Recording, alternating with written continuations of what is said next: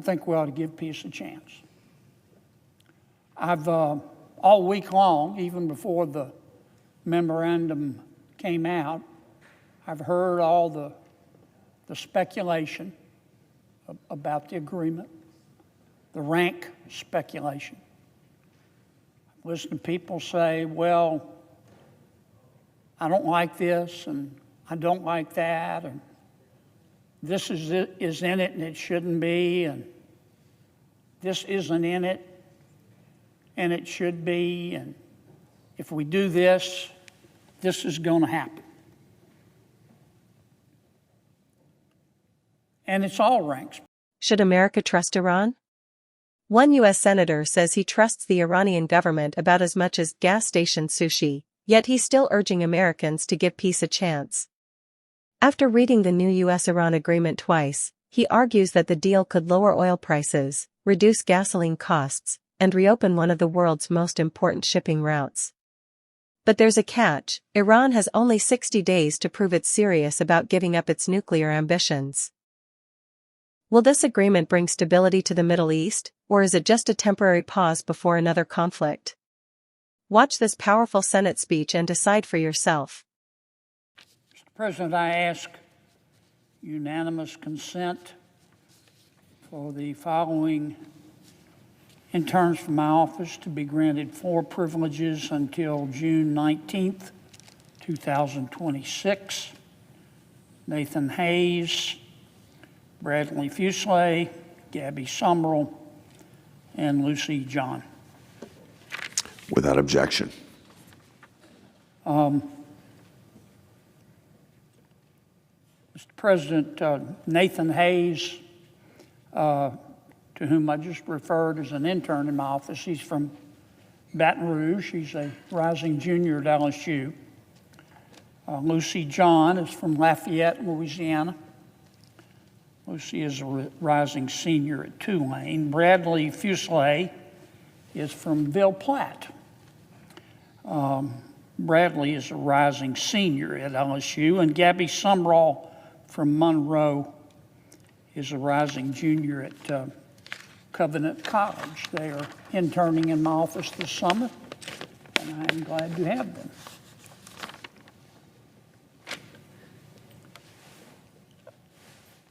Last night, Mr. President, I read the Memorandum of Understanding between the United States and Iran. I read it twice. And for what it's worth, here's my conclusion. I think we ought to give peace a chance. And that's all I'm saying today. You're entitled to your opinion, but all I'm saying today is I think we ought to give peace a chance. I've all week long, even before the memorandum came out, I've heard all the speculation about the agreement, the rank speculation. I've listened to people say, well, I don't like this and I don't like that, and this is in it and it shouldn't be, and this isn't in it and it should be, and if we do this, this is going to happen. And it's all rank speculation. The people offering these points of view, to which they're entitled, they're not clairvoyant. They're not any more clairvoyant than I am. Just like me, they have to wait for the future, like everybody else. Here's what I see in the document. The only certainty, the only practical, real consequence of this document is that for 60 days, America has removed its blockade of the Strait of Hormuz. And for 60 days, Iran has removed its blockade of the Strait of Hormuz, which means ships containing oil and natural gas and fertilizer can go back and forth just like they were before the conflict started. The other practical consequence is that Iran will be able to start selling its oil again for 60 days. The other thing that we're certain of is that as a result of this agreement, the price of oil is going down. And as a result of that, the price of gasoline is going down. And as a result of the Strait of Hormuz being open, the price of fertilizer, for example, and other commodities that go back and forth through the Strait of Hormuz are coming down, and that's a good thing. And that's all we know. That's the only practical consequence of this document. Now, in the document, Iran says that it is willing to negotiate for 60 days to get rid of its fissile material that it can use to make a nuclear weapon, including but not limited to its centrifuges that it uses to enrich the uranium. And in the document, Iran says we're willing to renounce our desire to have a nuclear weapon. And in the document, Iran says for 60 days, we're willing to negotiate some sort of inspection protocol so that the world can go in and make sure that Iran is telling the truth. They've got 60 days to do it. Not 160, not a year. They've got 60 days. And President Trump has said if they don't do it, I think his expression was, I'll start dropping bombs on their head again. That's the other thing that we know. Now, this might be a good time, Mr. President, to say that as I've said all week, and as I've said in another context before, I trust the Iranian government like I trust gas station sushi. The Iranian government, not the Iranian people, the Iranian government are a bunch of religious nuts.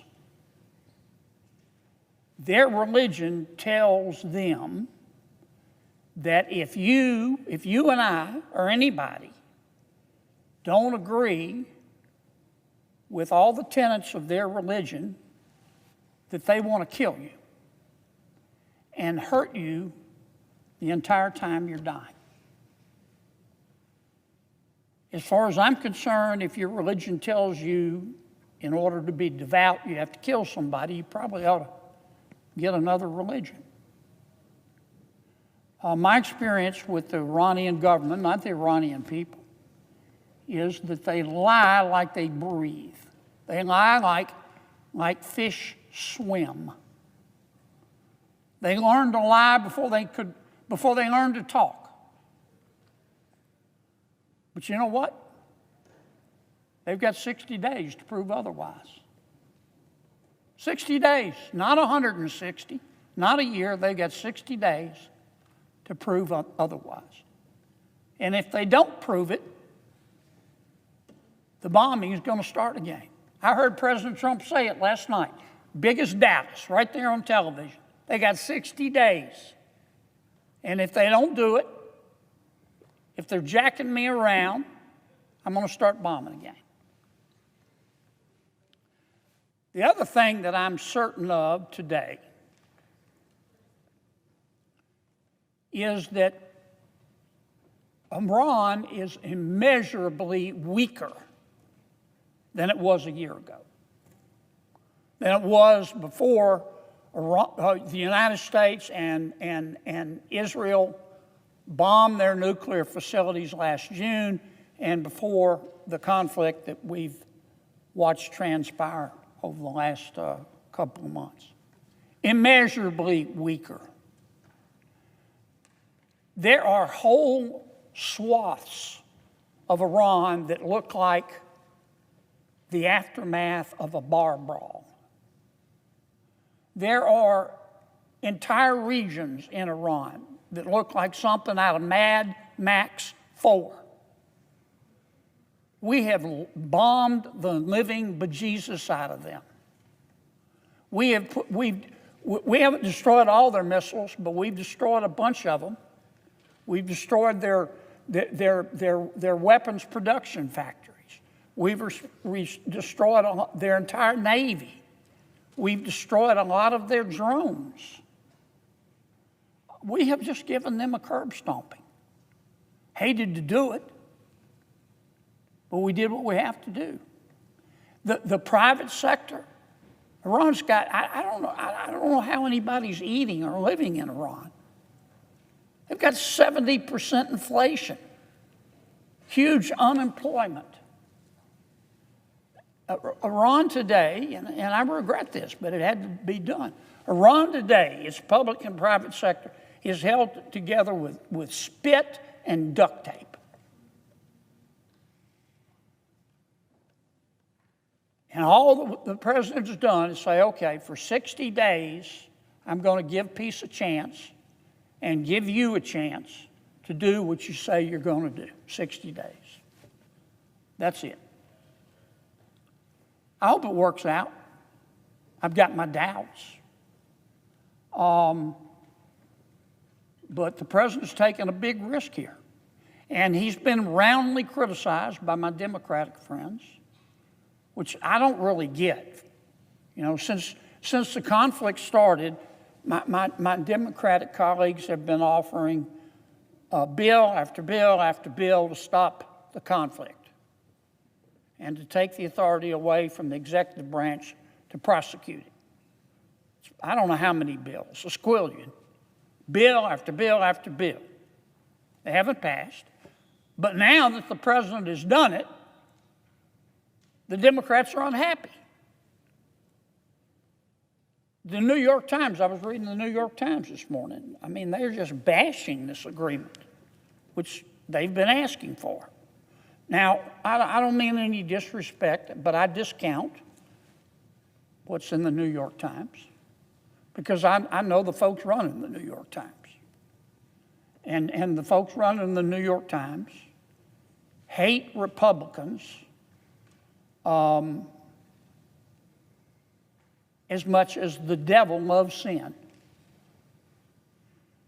The New York Times, the people running the New York Times, would endorse a dead armadillo over a live Republican if the dead armadillo had a D behind its name.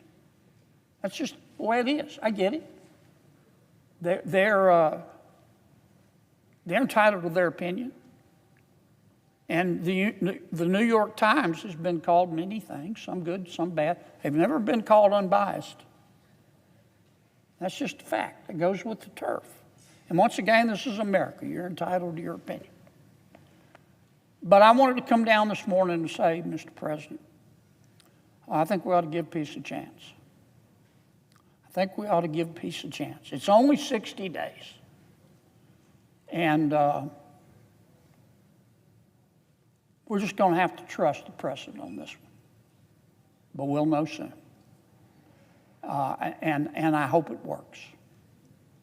I hope our giving peace a chance makes peace possible. Mr. President, my work here is done. I can see myself out. So what do you think? Is this 60-day agreement a genuine opportunity for peace, or is Iran simply buying time? The senator believes America should give peace a chance, but he also warns that if Iran fails to honor its commitments, military action could return quickly. Share your thoughts in the comments below. Do you support this agreement, or do you think the United States should take a tougher approach?